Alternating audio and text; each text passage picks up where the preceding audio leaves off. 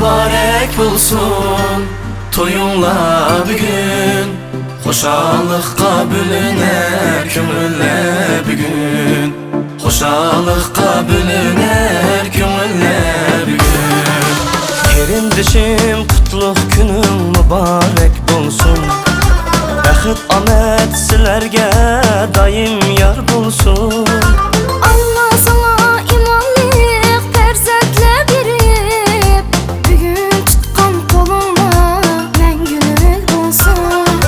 Bugün tutqan qolunla məngülük olsun.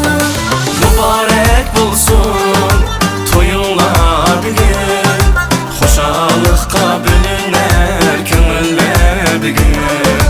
Mübarek bulsun toyunla bugün, hoşallıkka bölüner köngüller bugün, hoşallıkka bölüner köngüller bugün.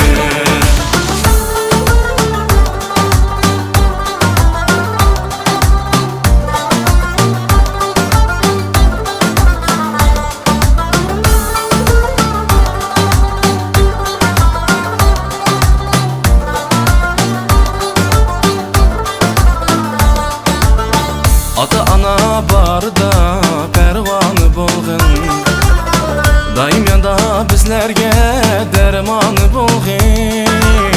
Yüzü nurluq ayda güzel şu yarım bilen, bu dünyada en bəxtlik ailə bolğun.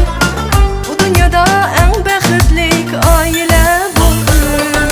Mübarek bulsun toyunla bugün, hoşallıkka bölüner köngüller bugün.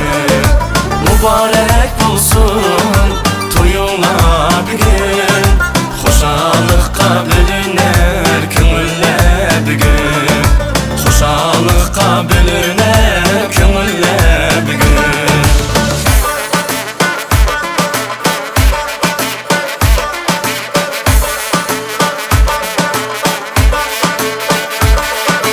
Mübarək olsun toyunla bugün, hoşallıqqa bölünər köngüllər bugün.